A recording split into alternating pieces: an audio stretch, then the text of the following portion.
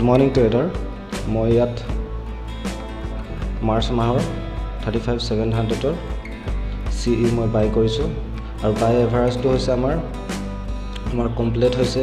আমি যদি অৰ্ডাৰত গৈ চাওঁ তেতিয়াহ'লে আমাৰ ইয়াত কমপ্লিট হৈছে 444ত আমাৰ বাই হৈছে আৰু মই আগতো এইটো ট্ৰেডখন লৈছিলোঁ, ইয়াত কিন্তু লছ দেখাই আছিলে, কিন্তু তাত এভাৰেজ হৈছে আমাৰ 444 আৰু আমি SL আৰু টাৰ্গেট আমাৰ লগাই থৈ দিছোঁ। আমাৰ SL ইয়াত হ'ব, টাৰ্গেট এইখিনিত হ'ব আৰু কিহৰ কাৰণে মই লৈছোঁ আপোনালোকক সম্পূৰ্ণ জনাম, আপোনালোকে ভিডিঅ'টো চাই থাকক।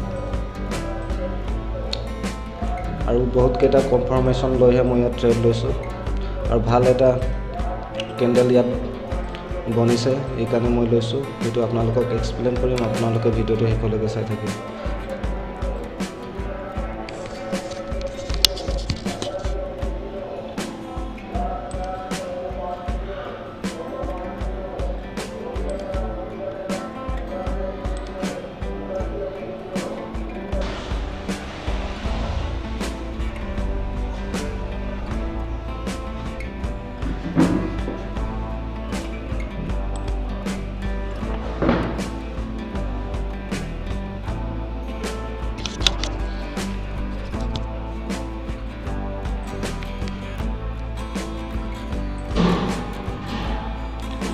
আমাৰ টাৰ্গেট হিট হ'ব আৰু ইয়াত মই এক্সিট কৰিবলৈ লৈছোঁ।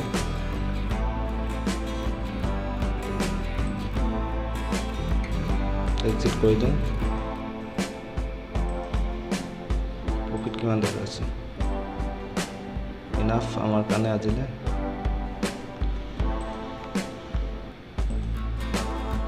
এক্সিট কৰি দিলোঁ।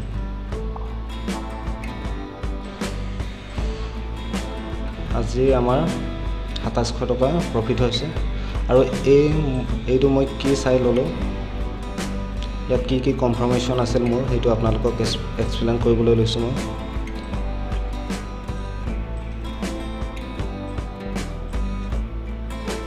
Welcome back trader. আৰু মই ইয়াত কি চাই মই এণ্ট্ৰি লৈছিলোঁ সেইটো আপোনালোকক এক্সপ্লেইন কৰিম। ইয়াত যদি মই এটা জন মই ড্ৰ কৰোঁ, ইয়াত এটা ছাপোৰ্টৰ জন আছে, এইটো এটা ছাপোৰ্টৰ জন হয়।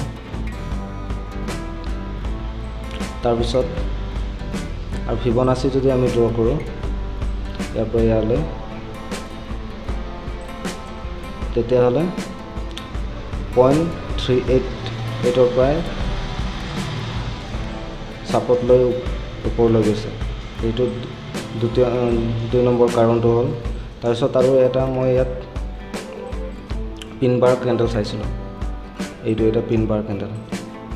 এই পিন বাৰ কেণ্ডেলটো চাই মই এণ্ট্ৰি ল'লোঁ। যেতিয়া নেকি এই পিন বাৰটো হ'ল বনিলে, তাৰপিছত এই কেণ্ডেলটো বনি আছিলে, তেতিয়া ওপৰত গুচি গৈছিলে। মই ভাবিছিলোঁ অকণমান তলত আহিলে ল'ম, কিন্তু এই কেণ্ডেলটো 2 নম্বৰ কেণ্ডেলটো যেতিয়া নেকি বনি আছিলে, সেইটো সময়তে মই ইয়াত এণ্ট্ৰি ল'লোঁ। তাৰপিছত মই ইমানমানত মই প্ৰফিট বুক কৰিলোঁ। আৰু যদি আমি পিন বাৰ কেণ্ডেলটো চাওঁ, যদি গুগলত আমি চাৰ্চ কৰি চাওঁ, তেতিয়াহ'লে পিন বাৰটো আমি পাওঁ, এইটো ৰিভাৰ্চেড কেণ্ডেল হয়, যিটো নেকি ওপৰ যাবৰ কাৰণে এটা ছিগনেল দিয়ে। সেইকাৰণে মই লৈছিলোঁ। যদি টপত বনে তেতিয়াহ'লে আমি চেল কৰিব পাৰোঁ, আৰু যদি বটমত যেতিয়া বনে তেতিয়া আমি বাই কৰিব পাৰোঁ। এই তিনিটা কাৰণক লৈয়ে মই ইয়াত ট্ৰেড লৈছিলোঁ।